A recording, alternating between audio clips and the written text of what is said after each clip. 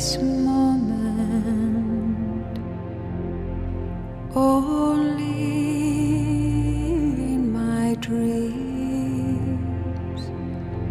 You're missing, but you're always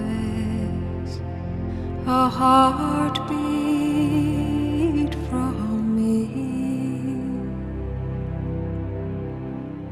For all these decades, we knew only that the plane had gone down at the Shannon Airport, yes, and that our grandfather had died, and we had no idea where he was, whether he was even buried. We honestly didn't know. It wasn't talked about much, and so just for years we would say our grandfather was buried in Ireland somewhere. Yes. We didn't even know where.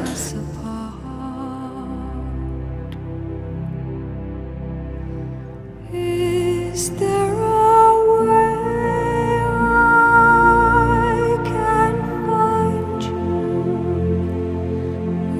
Is there a sign I should know?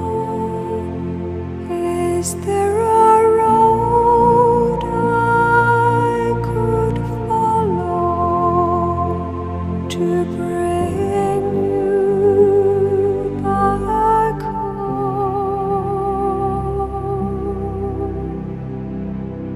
Is everybody ready? Good afternoon, everybody. And we are so delighted to have all of you here today. And a very big welcome to you. A very, very big welcome to the family that have travelled a long distance today to be with us. And it is so good to see you here. On the 60th, we were so sad that we didn't have or know of any members of the families here in this grave. But now today, we can celebrate that we have family members in attendance, which is absolutely brilliant. Everybody knows in 1948 this crash happened, and these people came to our town and are in their resting place.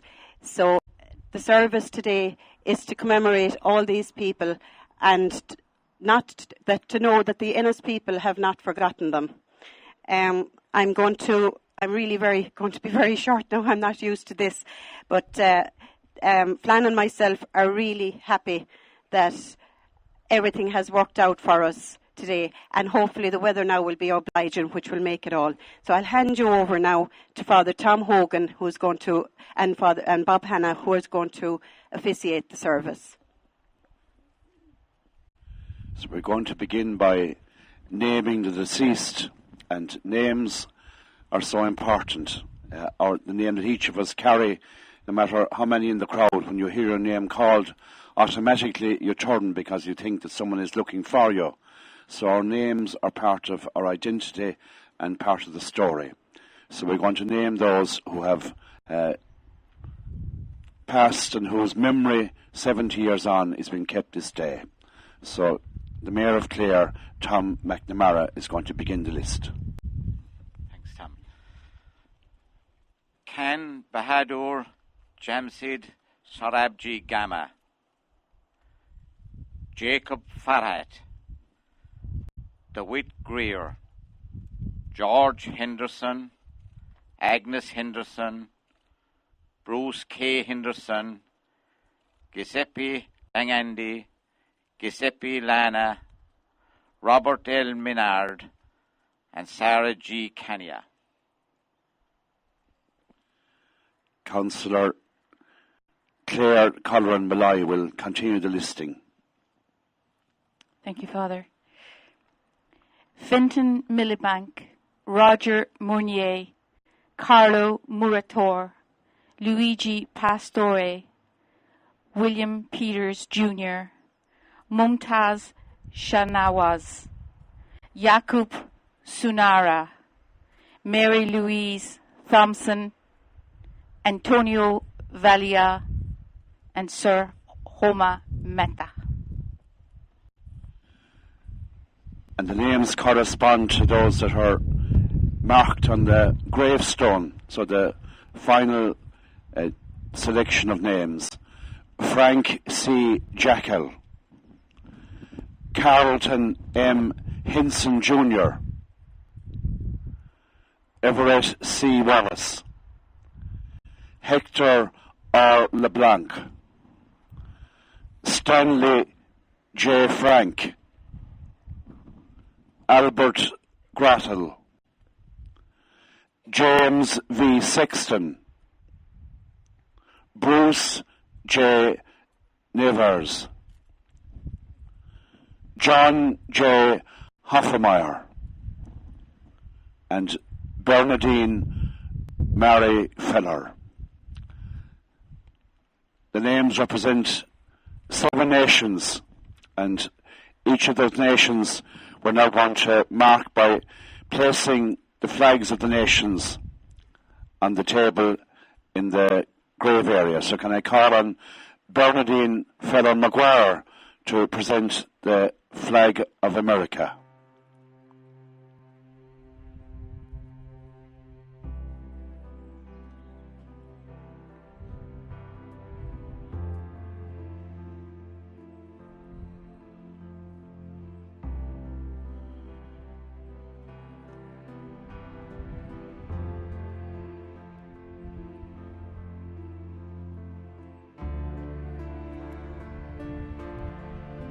Flan Heher will present the Italian flag.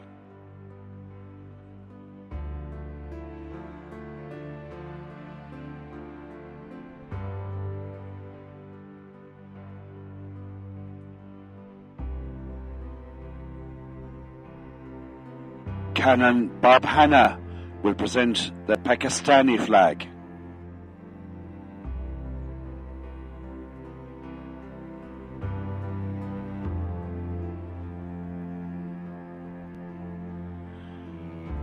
Tommy Whitney will present the French flag.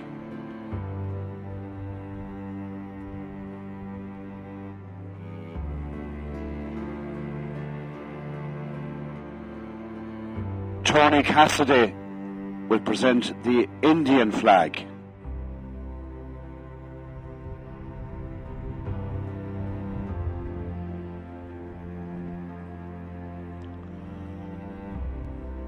I think we need a little stone. Thank you, Larry.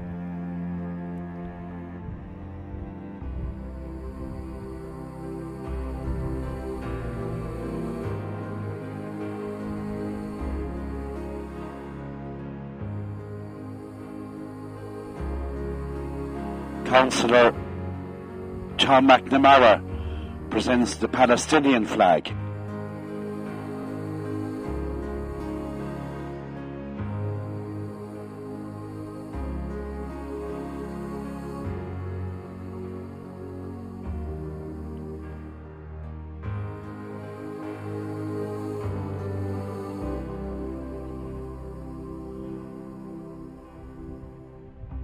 And Father Fitzgerald presents the flag of our nearest neighbours, the English flag.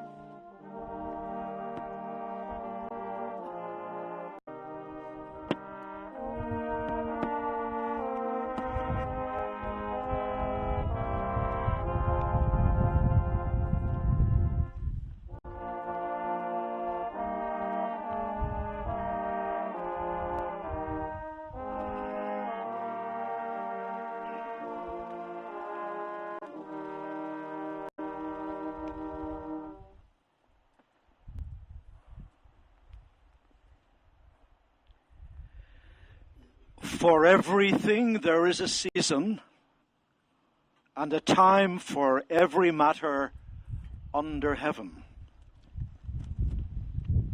A time to be born, and a time to die. A time to plant, and a time to pluck up what is planted. A time to kill, and a time to heal. A time to break down, and a time to build up. A time to weep, and a time to laugh. A time to mourn, and a time to dance. A time to cast away stones, and a time to gather stones together. A time to embrace, and a time to refrain from embracing. A time to seek, and a time to lose. A time to keep, and a time to cast away. A time to rend, and a time to sow. A time to keep silence, and a time to speak. A time to love, and a time to hate. A time for war, and a time for peace. God has made everything beautiful in its time. The word of the Lord.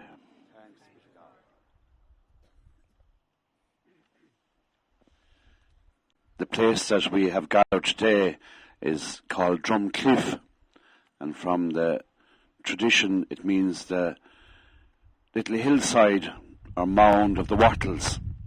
And the Christian gospel came here in the middle of the 6th century with Connell and the monastic community that established a place of worship.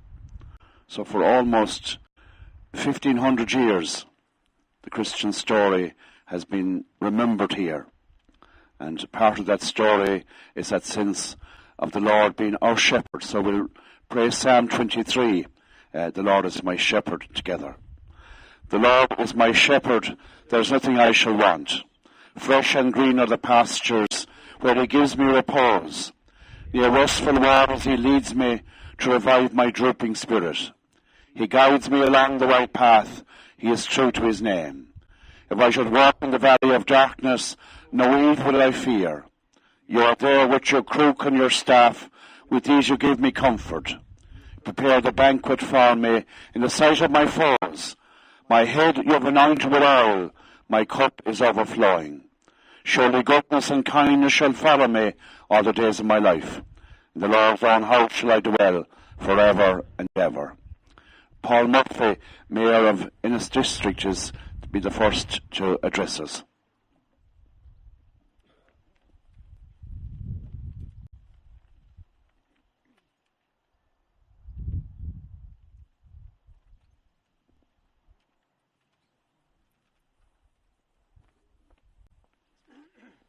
Thanks, Father Tom.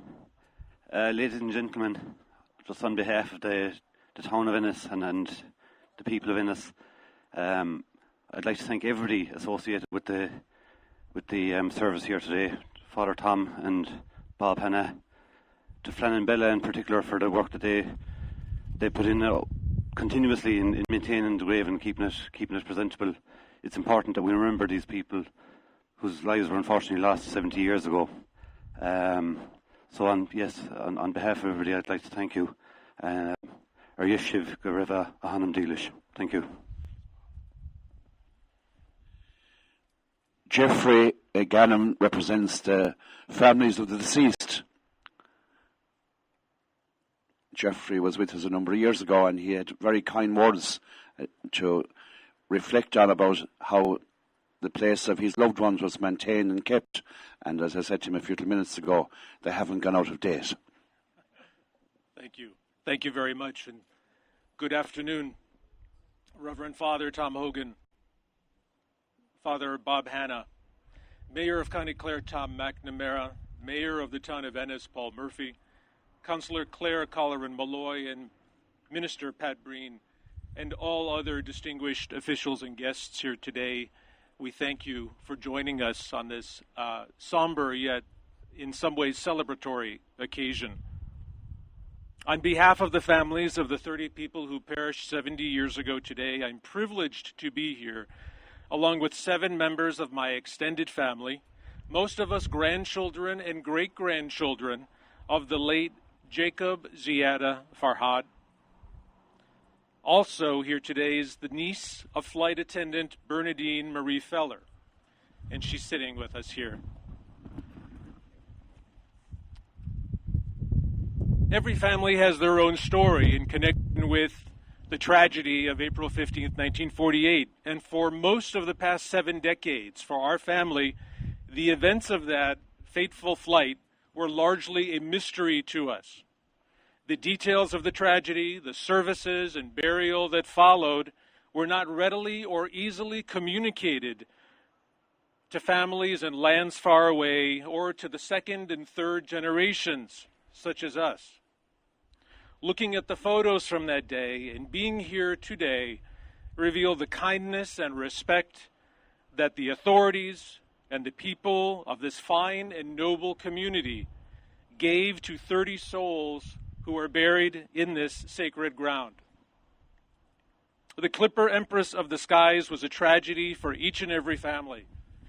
Not only did my grandmother and her 7 children lose the head of their household, but 1 month later to the day, they lost their country, Palestine, as they knew it.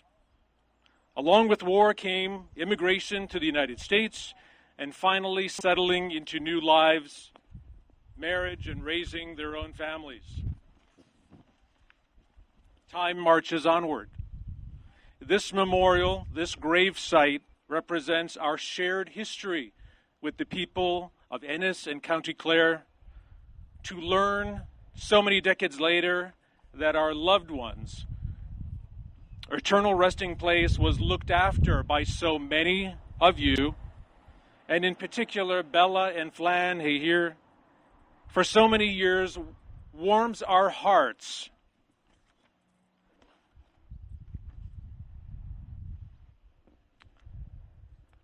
and reminds us that there are good people in the world, and we have found them right here in Ennis. To Bella and Flan, we thank you for your loving dedication. To Tony, his wife Mary Cassidy, and to Larry Brennan, we thank you for documenting the history, and to many others, and forgive me, because I know I have overlooked many, many names, and we know it has been a community effort through the years. We sincerely thank you all. Out of tragedy comes a new community of friendship and remembrance that we share and celebrate today. On behalf of the families, we extend our deep and heartfelt gratitude to you all for ensuring that the memories of those who perished live on. Thank you, and may God bless the people of Ennis and County Clare.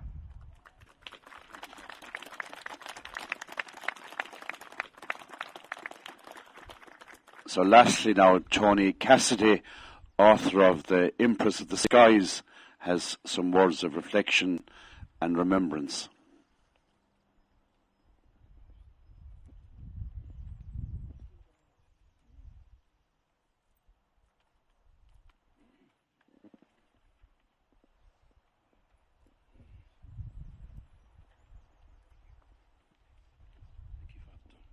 Thank you, one and all. Bella asked me to say a few words, and I sat down and thought, what could I say that what hasn't already been said here today? I wrote a book about the nuts and bolts, the aluminium and the rubber of an aircraft. But in that there were people, passengers and crew. Now, the passengers we read about, millionaires, leaders of industry, leaders of their countries, but the crew were there as well, and the crew We're ordinary people trying to earn a living 2 years after the end of World War II, when the jobs weren't easy. And I was given a letter, and I think I'd like to read it to you, some of it. It's dated April the 14th, 1948, which may ring a bell. And as it's written in America, it would have been the 15th of April here. So, dear folks, I'm running short on stationery, so don't be surprised at the different types of paper I use on this letter. Also Everett, and that's the clue, it's Everett Wallace, Everett Grandison Wallace. Also Everett borrowed this typewriter from John Steers to fill out his state income tax return, so I'm trying it out. As you can see, I'm a little out of practice, as it's been a long time since I've done any typing. I don't think I could earn a living typing at any rate. Also Linda, the daughter, is pestering me, and it doesn't help much. It's been raining all day, very Irish, and she has had to stay indoors, and I guess she's a little bored. Everett, the navigator, went out on Monday night about midnight, so I didn't take him out to the field, which would be Lagaria. Hence I have no car. Tuesday I cleaned house, and yesterday I caught up with my darning, and today I'm trying to write letters. Yesterday afternoon I took my darling over to Mary Steers, and we sewed together and had some tea. I'm cutting out this, and I won't give one. But she goes on to say, we would like to get a freezer, and maybe next year we can afford one. These were ordinary people. I have a new combination waffle iron and grill, and it is really a honey, and we have enjoyed it so much, although I must say we are a little tired of waffles, as I am making them every day for a while. My next one is a Mixmaster. And then she goes on, just two more. Everett is due home sometime over the weekend, so next Tuesday we are planning to celebrate our anniversary by taking Linda to the big circus at Madison Square Gardens in New York. Everyone says it's a wonderful circus, and I've never seen a really big one. Then lastly she goes on to say, last Sunday night we played bridge with the Steers, and Mary and I beat Everett and John, much to their disgust. They had all the cards and did most of the bidding, but Mary and I kept setting them until it was really funny. I guess that is all the news I can think of, so I will close and write one more letter and do my ironing. Now that letter was written probably working back as the plane was on its way to Brussels, before it went on to London and before it came over to Shannon. We can't get closer to the real people. And I'm saying this for you, Bernadine. Perhaps you'll join with me in giving a big clap for the relatives, the real people.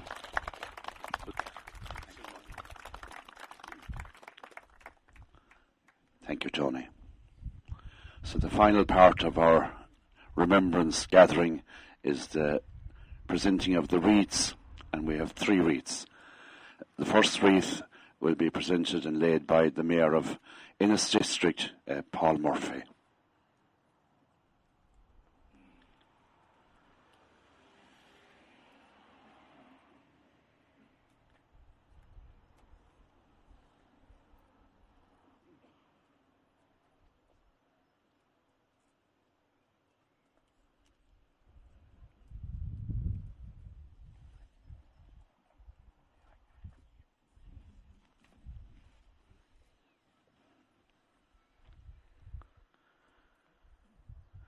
The second wreath, representing the families, are being presented by 2 sisters, Rhonda Salam and Shireen Abad, grandchildren of Jacob Farhad.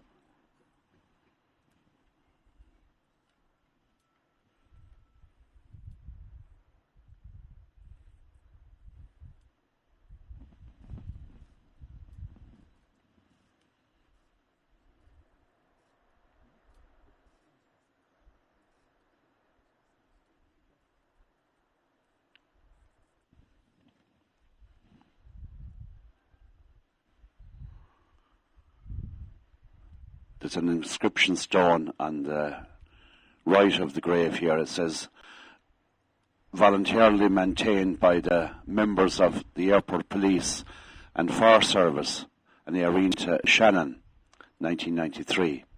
So we have a great debt of gratitude to the airport police and the fire service in Shannon Airport. So the final wreath is being presented on behalf of the airport police by Christy Hickey.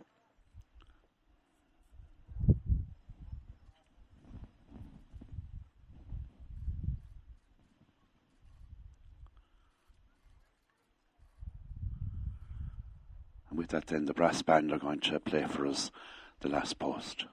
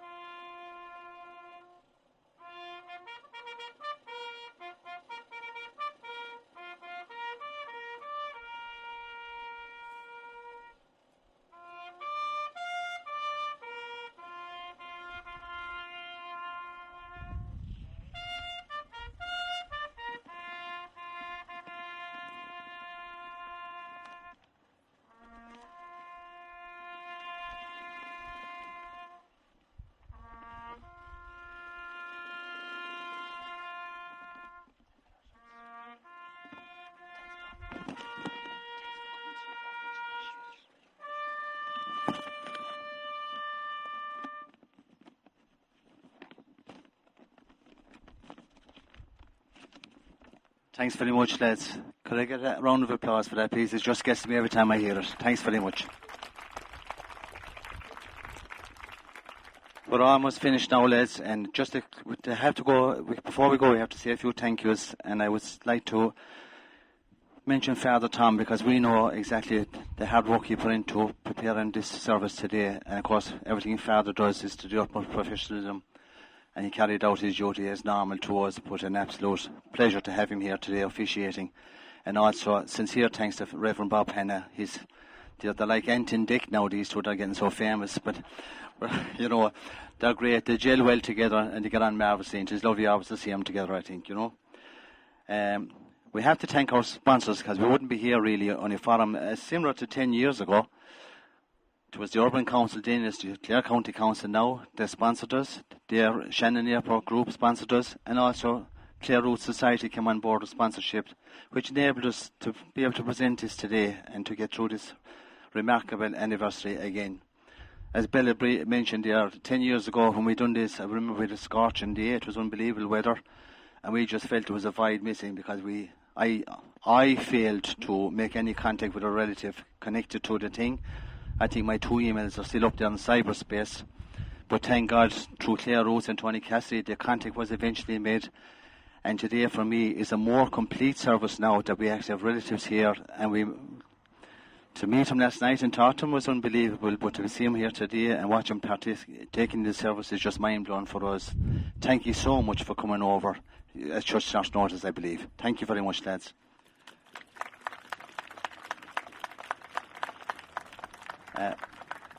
Back to the sponsorship and the fundraising. I won't name all the people that were dug in and gave us a hand on our coffee morning, cake sale, bun sale, but there are 3 of them here today, and they just rally around us. They're a great bunch of friends of ours. They're brilliant at baking in the kitchen or whatever, selling tickets at the door, whatever they take. They just come on board with us, give us a big out. And lads, you're over there, so I just want to let you know we always appreciate what you do, and we know you'll be back. And Claire Collin came in from the start here and was a real help, because she had the ways for the contest. She walked away in that when myself and Bella could concentrate on other aspects of it, and it all has gelled here together today, you know. So Claire, thank you very much for your input. Thank you. Just a brief word on the 2 gentlemen who did the work on the grave. My friend Patrick Griffin and Paul Barrett. I think they made a great job and it looks absolutely stunning today, so just a word of thanks to Douglas. My group of friends from the Ennis Minshell group who donated the box to us for the headstone, it really set it off. When I thought we were doing a flower bed down here, they said, what's with the headstone? I said, we're not sure. They said, leave it to us. And they're here at the back here, but they're here. And thanks very much, lads. And they came up and put up the flags and everything for us. The airport police will always have an indelible part of this story because they were there from the night of the accident. They came up here in 1993 and they cleaned up this grave, and they made it, by putting in that bed of concrete there, it really made it so easy for us to look after it. I mean, we wouldn't be able to tackle high beds of grass there and do what we were able to do. So they turned up here as well for the 60th anniversary, laid wreaths as they're doing today. So Noel, Christy and Brian, they're here today representing the police, lads. Thanks very much. We really appreciate your efforts. And just a small word back to the relatives who came today. They told us that they have a contribution for us which will enable us to upkeep the grief for a number of years to come, which we promise we will do as we have been doing. There's no fear. Finally, I suppose, my partner in crime, Bella, my parents' grave are just here at the back, and Bella's grandparents' grave are just over to the right. So we've been regular visitors here, and I don't think Bella ever passed this grave out without stopping and saying a prayer. And I know it was itching at her, and then one day we were at home having a cup of tea after going home. She said, she said, I want to put flowers on that grave. She said, there is family members somewhere, and I'm sure they would appreciate it. They mightn't even know about it. So she kind of asked me and told me I was going to do it with her, like so. But Bella has fierce determined, and when she puts her mind to things, you can be damn sure it's going to be finished. And I'm sure for myself and Bella today, the fact, as I said, that we have relatives and all today is the complete picture for us at long last. So Bella, thank you very much. How fortunate am I to have her by my side for 40 odd years and counting, and many more, please God. To the brass band, lads, you're absolutely brilliant. You're a credit to not only your families, you're a credit to Ennis and County Clare and your international recognition you're getting now. I would like to congratulate you on your success last weekend in the competition, and I wish you many more years of success and the pride you're bringing to the County of Clare. Thanks, lads. And our visitors may not know it, Ennis was named the friendliest town in Ireland. That's an official title, how would you call it? Label, that's on us now. Title. So let's show them how friendly we are. We're going back to the parish hall for a cup of tea and a bit of a chat, and we can mingle with our new guests. As I mentioned, there's no strangers in this room, only friends we've yet to meet. Do you ever hear that saying? It's an Irish saying, it's a great saying. So I'm inviting you all, come back to the parish hall if you have a half an hour to spare, cup of tea, bit of bun, bit of a chat, and what a way to finish up the grand service will be. Thank you all again for coming, really appreciate it.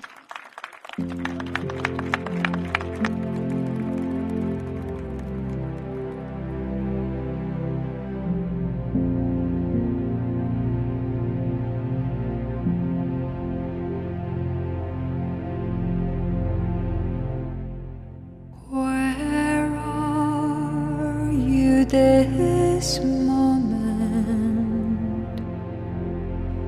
Only in my dreams. You're missing, but you're always a heartbeat from me. I'm lost now without you. I don't know where you are. I keep watching, I keep hoping, but time keeps us apart. Is there a way I can find you a sign I should know? Is there a road I could follow to bring you back home?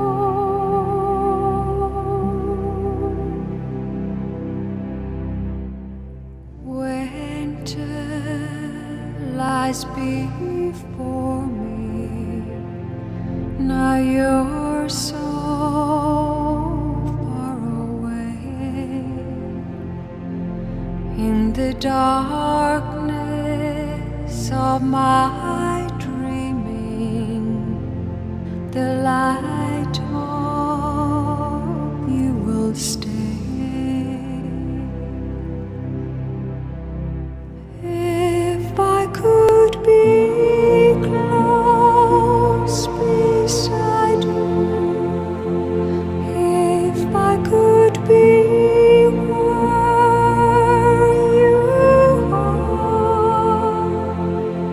if I could reach out and touch you and bring you back home.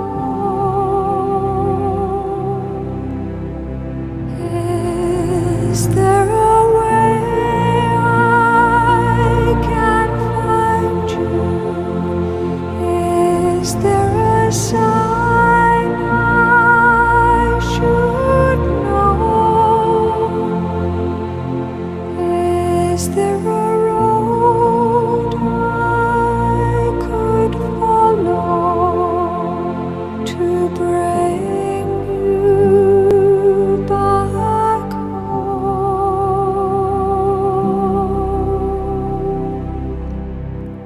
to me?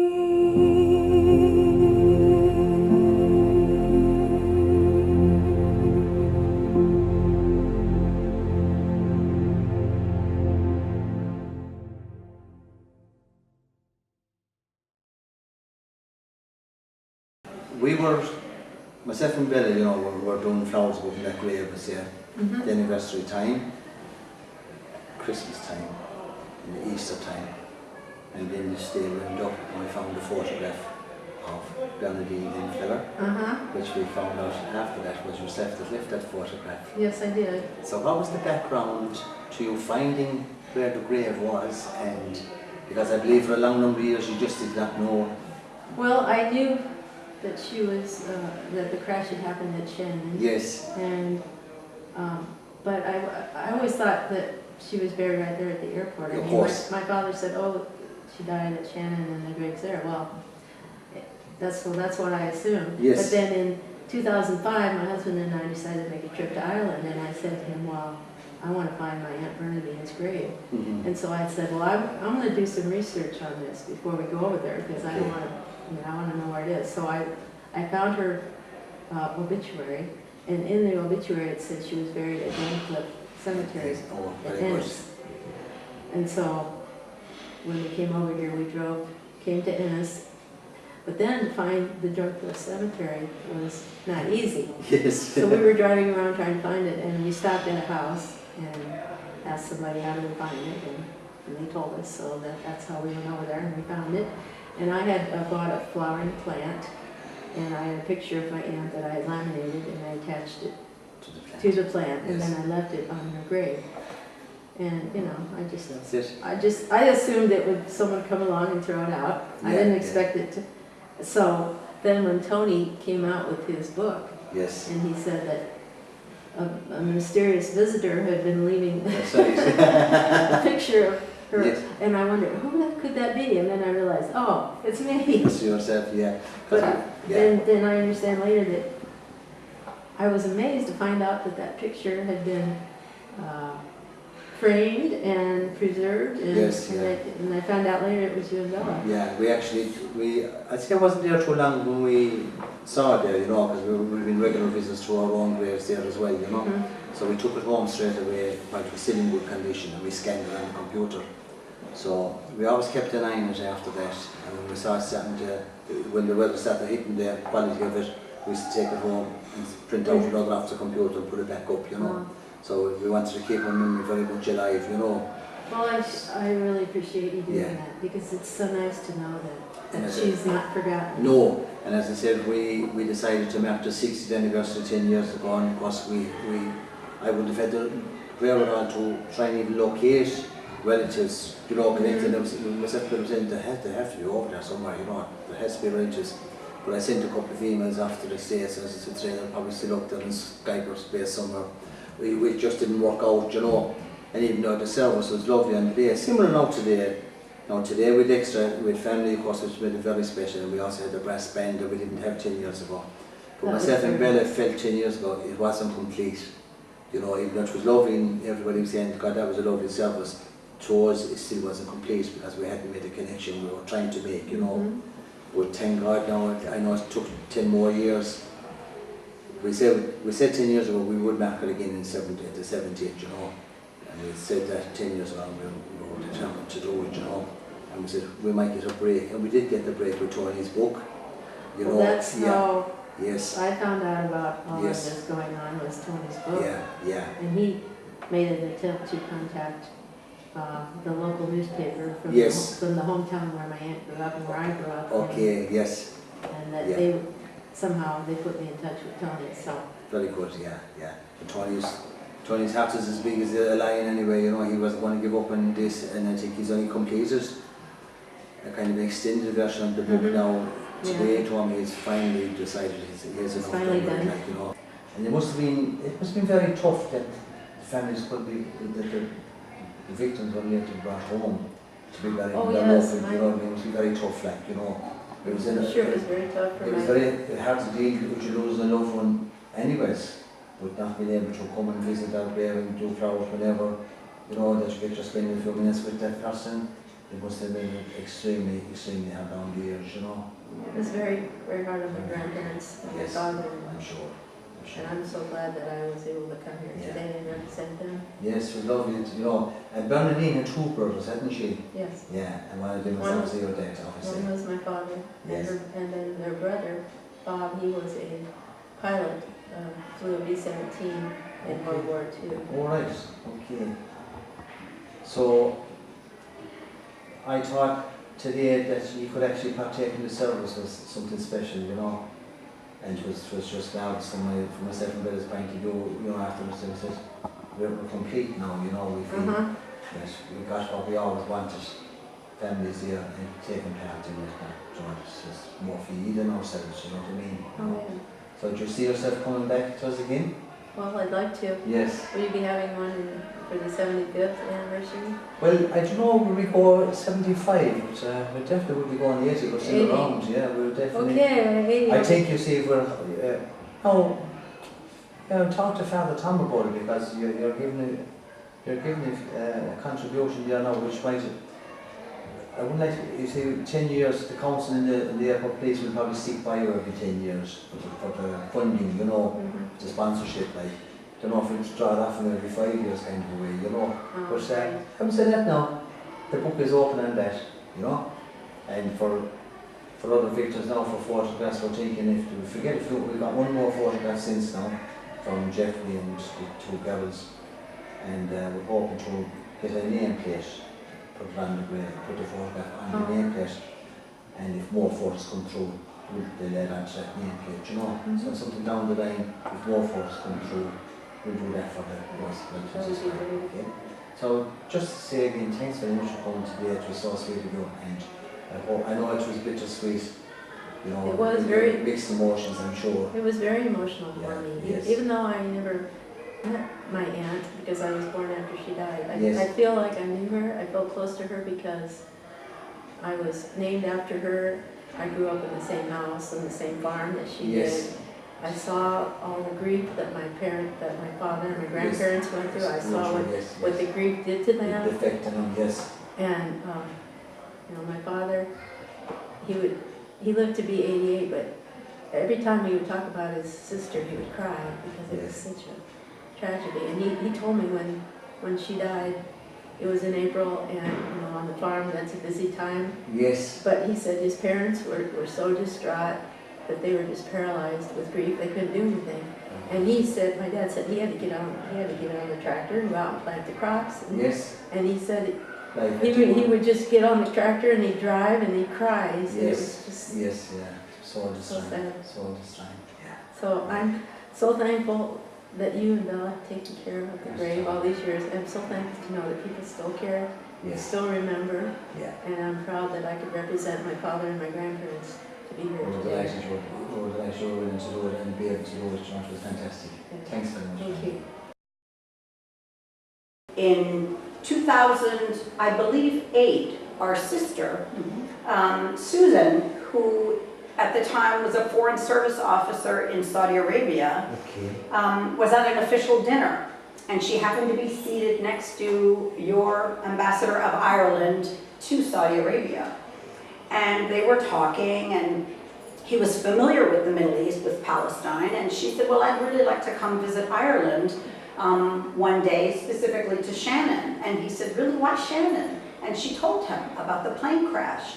And she said, you know, I'd like to see maybe where my grandfather was perhaps buried, or where he, last was. And the ambassador told her that he thought he knew where the victims of the plane crash were buried. 2 weeks later, she received an email with pictures of the headstone and of Drumcliff Cemetery and of County Clare. Lovely. That must have been a great relief to you, to at long last find out exactly where the location of it was, Well, for our father as well, and his siblings, because he was older at the time, maybe doing less traveling. Of course. But if he had known earlier, yes, of course he because he would have known. He would have come, yes. But he didn't know. He didn't know. He spent many summers in Cairo doing research and teaching, and he traveled all over the place. He lived a very long life, our father, till he was 99. He just passed away less than 2 years ago. Yes. But he never knew where he was. Yes, by God. He did, right, as what Rhonda said, he did know, but he was older. Yes. And in fact, we were going to do a Middle Eastern trip with them, and he felt that he shouldn't do it because of his age. He was a little afraid. I know. So canceled at the last minute. So, and that was so that later in life, I suppose it was just a shame it wasn't 20 minutes earlier, because he'd be over in the flesh, Right, exactly. He was only 79. And that's why it's so meaningful for us, because we're here not only to see our grandfather, but as representatives of our father. Of course, yeah. Right. Yeah. And the rest of the family, but and that's why with Jeffrey here as well. Yeah.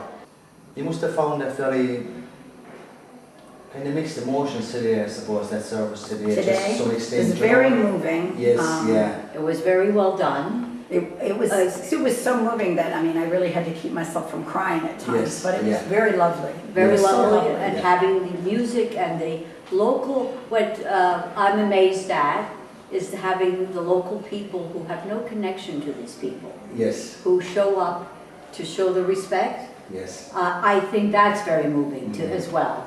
Yes. And we are all grateful to the Irish people, the Ennis people, for first of all taking care of the grave, and then to have these people stop by when they visit their own relatives. Yes. I've heard a few times that they stop by at this grave, as my grandfather's grave, as well, when they go to the relatives' grave. Right. Yeah. We were just amazed. I'm not so sure that we'd see that in America, in the States. I'm just not so sure. So we were very humbled by what we saw.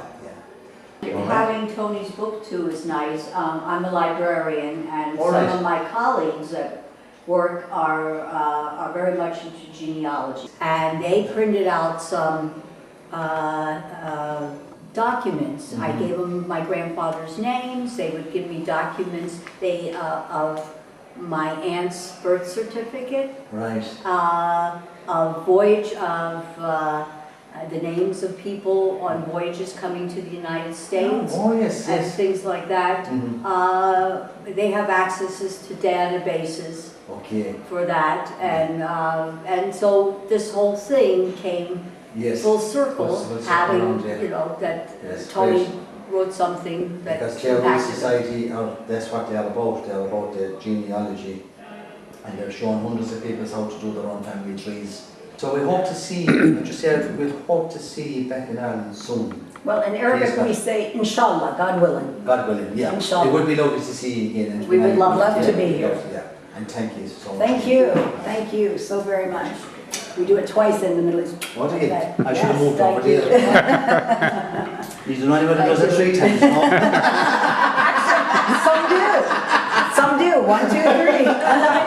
The Lebanese do. Thank you. Can you relate back to how the generation before you, how they relate to the tragedy? Certainly. I think every family has their own stories, of course, and every family had their own experience. Yes. So I was speaking to others who knew much earlier than we did that a cemetery memorial grave site existed. Okay. And that they had actually visited. Bernadine, for example, mentioned that she had visited in 2005. That's correct. So my own interest, of course, goes back many years. I was a journalist for many years, a daily reporter for newspapers, including the Detroit Free Press. And so as a journalist, I was very interested in continuing to research and investigate what had happened during the time of the crash and the aftermath of the crash, because for so many years, for decades really, we had understood that there had been a plane crash, but we never knew the details, we never knew the aftermath, we never knew what caused the crash, what followed the crash, and where our grandfather, it was my mother's father, was laid to rest. Okay. And as you can imagine, growing up with that mystery was quite stressful, but also created a good deal of anxiety. Because even just so many questions. So many questions. As children, or as young adults, we began to travel, of course, and increasingly air travel became more common. And as you can imagine, whenever anyone in the family would travel by air, there would be a good deal of anxiety surrounding the trip. And so that continued throughout my mother's life. And I think it definitely influences every flight we take. I, quite frankly, think of my grandfather. Of course. Now, of course, the circumstances of that tragedy will never really occur again. I know, yes. Because the circumstances were very, time and context specific, such that airplanes pretty much fly themselves these days. That's correct. They land themselves, and they're just, I don't want to minimize the role of a pilot, but there's a lot of automation. Yes. So that circumstance will never happen. Other circumstances may, God forbid, but air travel is one of the safest ways to get from point A to point B, safer than car driving. And I remind myself of that all the time. Of course, yeah. But moving above and beyond that, on a more intimate level in our connection to this tragedy, it very much was a mystery. And I think increasingly, with efforts such as your own, the 60th anniversary or commemoration of the accident, put online newspaper articles and photographs from that 60th commemoration, such that I always researched the accident. And whenever I had an opportunity, I would always look up, using search terms such as Pan Am victims, or Shannon, Pan Am air crash, or similar search terms. And up would come some information. And around the late 1990s, early 2000s, a brother of mine found an an accident report on the part of a Pan Am aficionado club. Because by that time, Pan Am had been declared bankrupt and closed, of course, for some time. Mm-hmm. But there were former employees and others who had a real strong interest in Pan Am. And who uploaded a good deal of documentation. So some of that documentation included an air accident report, which included some of the details that up to then we had no idea the cause of the crash. And so we began to learn bit by bit, piece by piece, that the details which have since emerged and which I won't go into right now, but we understand the details. Yeah. But up to then we had no clue. And this was maybe in 2000. Yes. Subsequent to that, I would continue to do the search queries, and maybe I'd get a few bits of information. But it was after the 60th After the Clare Champion newspaper article, Yes. I believe. Yes, that's right. It was the Clare Champion and others, and photographs that were on a bright sunny day, That's if right. I recall. Because I remember the photograph, thinking, my goodness, this was a very bright sunny day in Ireland. Yeah. This photo was taken. That enabled a greater awareness of this tragedy, and it raised in the minds of officials that the memorial exists, that there were victims of this unfortunate tragedy and who died in this incident, and it made it, it brought it to the fore of the minds of many people, and it was through, I believe that, this is my own theory as a researcher and investigator, that it brought to mind, in the minds of many, that it happened and it existed, and it's still something that people think about. Mm-hmm. It didn't just cease to exist. It didn't just be erased from everyone's consciousness, because there was a diplomatic connection in the family, which I think you've heard about. That's right. Tony came on to me about that at one stage. Yes. And it is through my cousin, who was a diplomat in the U.S. Department of State, who mentioned to an ambassador, a fellow ambassador, or a fellow diplomat.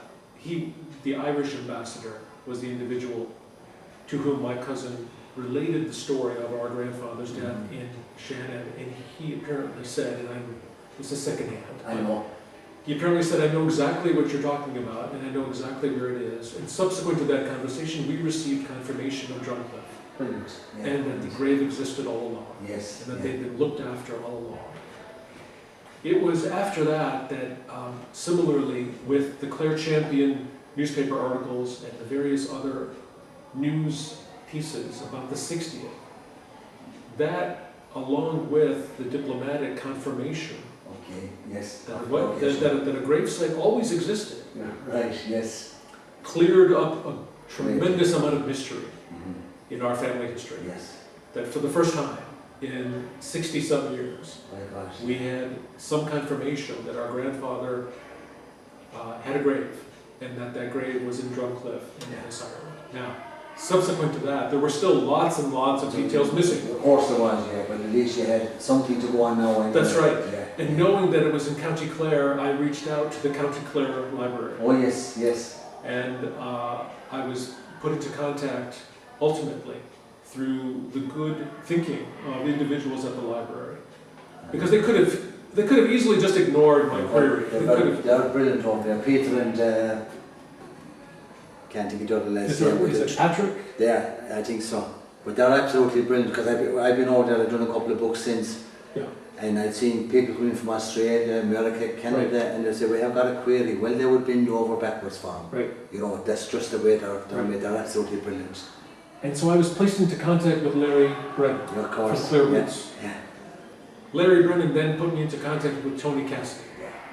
And the contact between Larry and Tony then went into a regular email correspondence, which of course confirmed to Larry and Tony that there were relatives out there with a real serious interest in this tragedy, and that it gave more of an impetus to publishing the booklet, which of course Tony kindly sent my way during the process, and I was able to contribute my own family's history to some degree, and confirm my grandfather's history, and confirm that there was a young man traveling with my grandfather, by the name of Yakub Shabnara, who unfortunately is not forgotten in this process. We're here for my grandfather, but we don't forget that there was a young man traveling with him who lost his life very tragically. And that young man, in fact, was engaged to be married at the time of the travel, and was expected to go back to Palestine at the time, but as we know, Palestine changed 1 month to the day. That Palestine as a country, as they knew it, ceased to exist in that same way and form. And so that changed so much. And these deaths at the time of that political situation and war that ultimately followed was a very tragic period in our country's history, in our personal history, in our family history, and for so many. So following the establishment of contact with Tony, I decided to come and visit, and that was in 2014, September of 2014.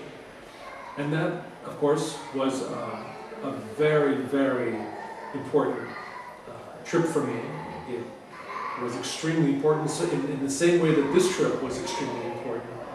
But that being my first trip here, yes, revealed to me the extent to which, and I always knew it. After having discovered that a grave existed all along, we were tremendously thankful. Just very, very grateful that the very kind-hearted people of Venice, yourself, Bella, and so many other authorities and officials and various agencies, including the police and the airport authorities, and so many that I know I'm probably not mentioning because there were many people involved in many groups, that they took care of this site and that they minded the respect that those who died really deserved, and as a result of not being repatriated and the result of DNA testing not being available at the time, they could not be repatriated. No, it was so sad. You know, it was hard enough for the families losing their loved ones, but the fact that they could not repatriate them must have been absolutely terrible. Like, you know, you couldn't just imagine the sadness of it all, that they had to go through it, you know. That's right. And I think this goes back to your initial question, and that is, after the war, after World War II, I had just been talking to Tony about this. After the war, if somebody went off to war and didn't come back, people didn't probe too much. They accepted that an individual went away, they didn't come back, and they had to learn to live with that reality. And I think similarly, by virtue of my grandfather having traveled, and by virtue of it being a wartime environment for us, for our country, for our people, and the risks and the threat or the challenge of immigrating to a new country, and that looming overhead, the various clouds of war, created that same very environment. While my grandfather did not go off to war, he was a businessman. That sense of having to pick up the pieces and move on in life, I think determined and kind of set in motion that we would not look too deeply into this moving forward. And then what happened, and we have to move on. Yes, except you move on. You have day-to-day challenges. I can't go back and find what happened in the past. I have challenges this very minute, and tomorrow is another day, and I'm not certain what's going to happen. Life's going forward, you should go forward with it. Yes, and we can't look back. Yes. You have to move forward. Because there are so many more immediate priorities. And I think that permeated the sense of just acceptance. I know. But that acceptance came with an emotional cost, because at the core of my mother and her siblings, everybody wondered what had happened, and the loss was palpable. Even in my mother's later years, and at the time of her death and her passing at 81 years old, she grieved the loss of her father. And I had the chance to visit the grave just 3 months prior to her passing. So I came home and I showed her the video, and I showed her the photography, and I said, I went to your father's grave, and I conveyed your sympathies and our sympathies and our grief, and I think that put her at ease. So as a son and as a grandson, I was able to close that loop. That's right, you brought a sense of relief to her as well, you know. I closed that loop before her death, and I was happy that I could bring some solace to her at that stage in her life, and she passed away at the end of 2014. Thank God, So I remember Tony actually rang me when you were in Ireland that time. That's right. I just happened to be out of the country that week. I was over with my uncle, my namesake in England, you know. So it was just unfortunate we just missed. Right. It was just just happened on the wrong week, you know. That's right. Way, you know. That's right. Yeah. That's right. But we did say, you know, as I said, 60 years ago when we done the service, myself and Bella just felt it wasn't complete, you know, because I failed miserably to track any relatives across the way I went about it.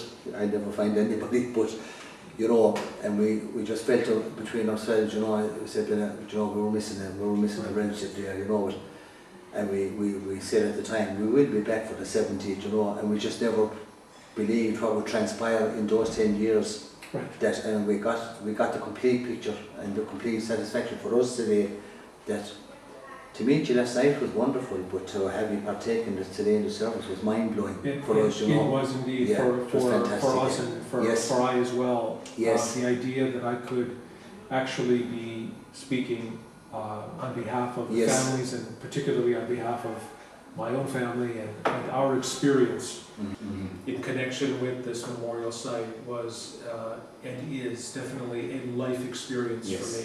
Yeah. Because well, for that's many, what we're hoping as well, you know, of course, without saying, of course, you see that dealing with your losses anyway, you know, and you're going to have bitter, you're going to have mixed emotions, you know.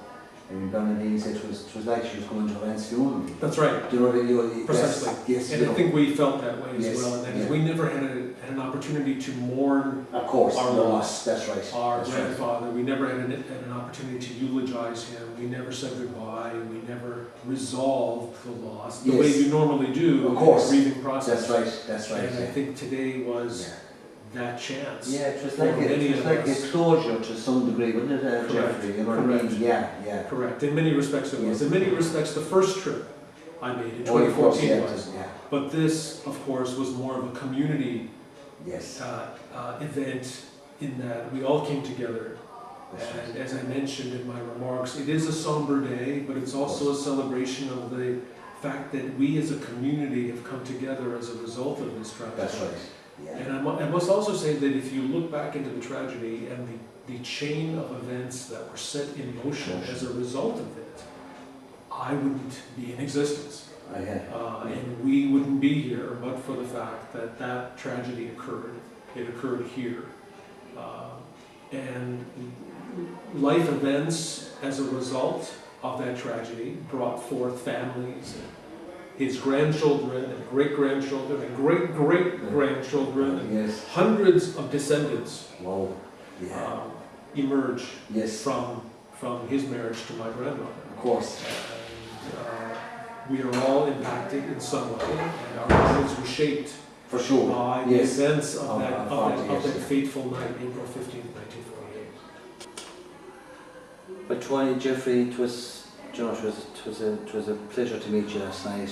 And it was our pleasure as well. You know, and it was emotional for us as well. Funny enough, you know, you think you would be too attached, but you do get attached. And a guy came up to me, you know, I just say people would never pass out the grave. They would say a prayer at least, you know, because you see all the graves around, people into the one family graves.